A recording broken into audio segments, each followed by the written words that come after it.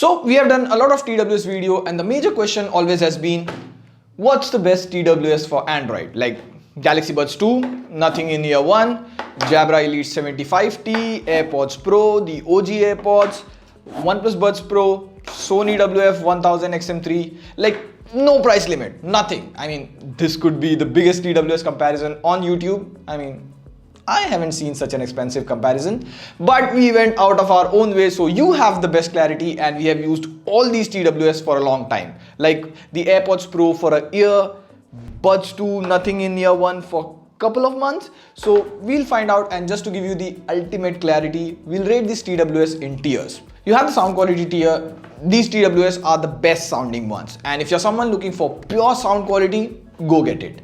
Then we have works for everyone. If you want to buy a new TWS, or you want a TWS that provides a little bit of everything, get this one.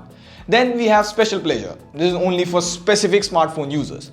And then finally, you know it, I know it, don't buy TWS which fall in these categories. Now straight up, the most hyped earbuds of 2021, nothing in year 1, a bit overhyped. First up, if this is your first TWS, you basically get a small Type-C cable, some ear tips of different sizes.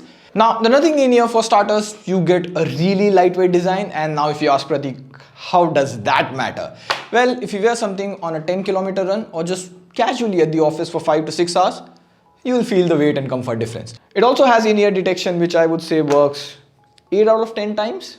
Sound quality is just okayish. Like the sound stage of nothing in ear is pretty great, but the bass isn't that powerful and highs are clipped. If you listen to podcast or Audible like me, the best deal. Overall, there are some bugs in nothing in ear 1. At times, randomly there's a noise leak on either side of the buds for a split second, and rarely when I put both the earphones back in the case, the right one still stays connected to my phone, and then music plays through it or just call routes through the nothing in ear 1. So nothing keeps on pushing firmware updates to fix these issues, but this is from my personal experience and something to keep in mind before you buy it. Now let me tell you a really good rule, 80-20. You pay 20% of the money to get 80% value, and then you pay the next 80% money to get the remaining 20% value. So this is the point. In TWS, you pay 5,000 and you get 80% value. And now if you keep on raising the price, the value gain is far less.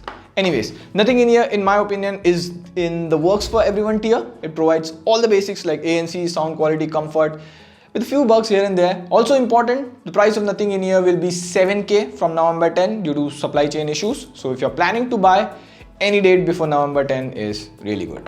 And next up is the most underrated TWS in this range. Like, I regret why we didn't buy Jabra Elite 75T before. Also, only TWS in this range that can connect to 2 devices at once. So suppose if I'm watching a video on my laptop and then I get a call on my smartphone, it just switches to the smartphone. Seamless. Straight up, this is the best sounding TWS in this range. The sound stage and the instrument separation on the Elite 75T is phenomenal. I love the bass on these TWS. See, a good bass sounds like this rather than this. This was something missing in nothing in year 1, and it is this in Jabra Elite 75T.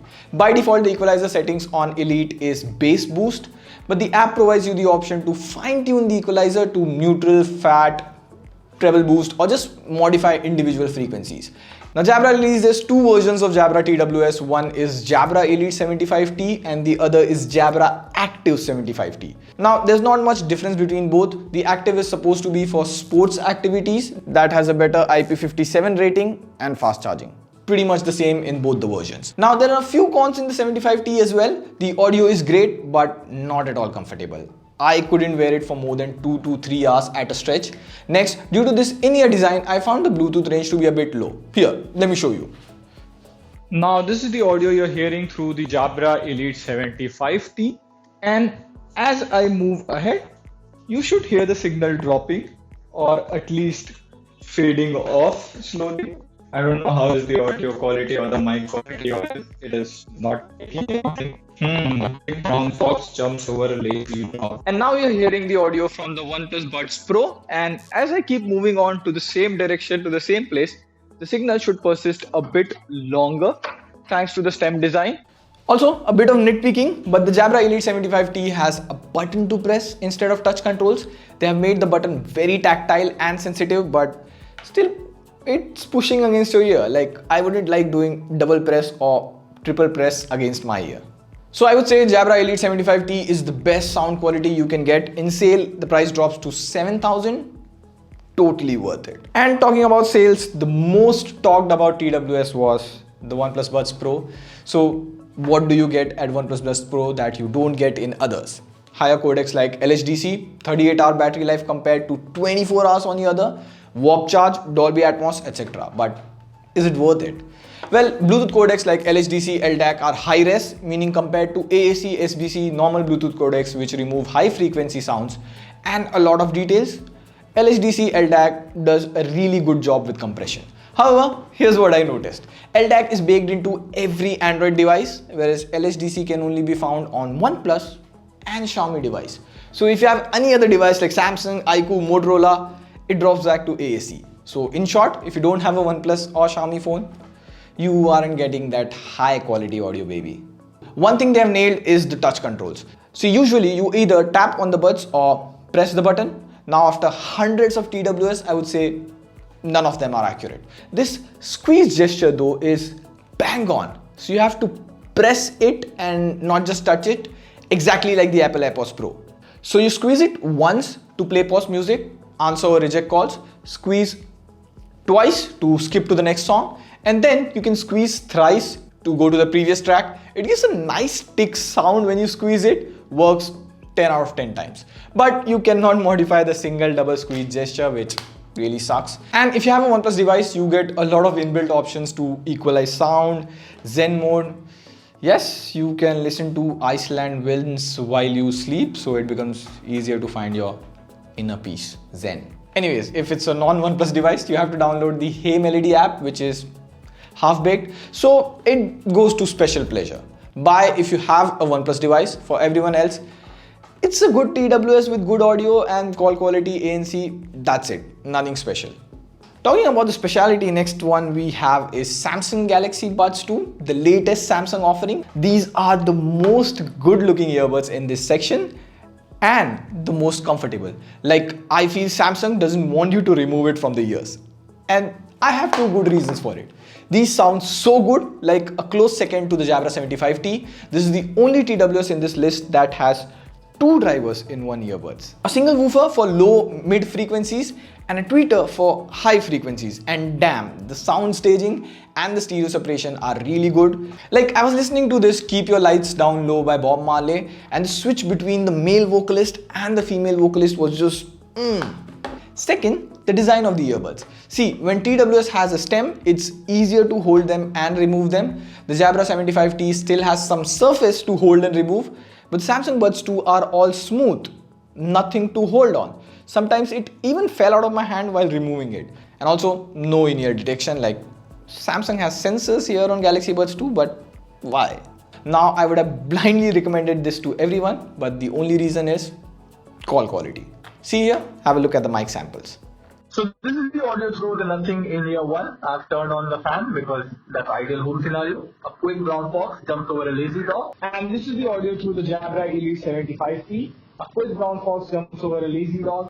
And this is the audio through the Sony WF-1000 XM3. A quick brown fox jumps over a lazy dog. And this is the audio through the OnePlus Buds Pro. A quick brown fox jumps over a lazy dog. And this is the audio through the Apple AirPods Pro. A quick brown fox jumps over a lazy dog. And finally, this is the audio through the Galaxy Buds 2.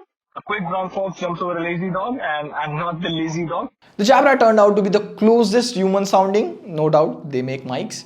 AirPods are always at their best, but the Galaxy Buds 2 are really poor. I'll put it in works for everyone tier. In fact, it's better in ANC and sound compared to the OnePlus Buds Pro. Now, the Sony WF-1000 XM3 is the most awaited TWS. Like, I personally was excited about them, and it was kind of underwhelming. See, don't get me wrong, I am a long-term XM3 and XM4 headphone user, and I appreciate what Sony tried to bring excellent headphone sound quality and ANC to TWS.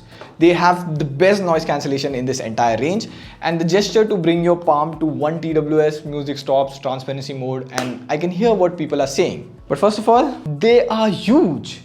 I've used them for about 1 week and I personally couldn't adjust to it. It hurts, and I could use them only for 1 to 2 hours max on a stretch. The sound quality is quite bass heavy. There's enough soundstage, but the sound imaging isn't that great. To add to it, look at the case compared to everything else. And just to give you perspective, all of them have similar battery life. So it doesn't make sense to carry this huge case around in your pocket. I'll put it in you know it, I know it tier, first entry. The Sony WF-1000 XM4 is also around the corner in India, releasing pretty soon, and they do look comfortable than these. And let's end it with the creators of TWS, Apple AirPods. The ANC is still one of the best in this range. They still have the best call quality. Apple AirPods Pro is probably the most costliest TWS in this list, like 24,000. So first of all, don't buy them if you don't have an iPhone. See, it is connected to Nord 2 now, and in-ear detection doesn't work. You also don't get that spatial audio on Android. Overall, it's easier to manage and works the best with an iPhone. It's special pleasure territory, yet only if you have an iPhone. Next up, the OG AirPods. They still sell. God knows why. But AirPods 3 are basically better, more like AirPods Pro without an in-ear design and noise cancellation. But under 10,000, I'll put the OG AirPods in you know it, I know it tier. Don't get it, especially because now AirPods 3 has been released. You can only get it if you get it free with a MacBook Air or an iPad. Now, just to summarize, if you want something cheap, nothing in-ear one does the job. If you want really good sound quality, Jabra Elite 75T is the thing. Do try it out. If you have a Samsung phone and don't do call often, Samsung Buds 2 is a really good option. For OnePlus users, you can get the OnePlus Buds Pro, and for iPhone, get the AirPods Pro. On that note, I hope things are clear, and I loved making this video for you. A like in return would mean a lot. This is Prateek signing off. See you soon. Pew pew pew.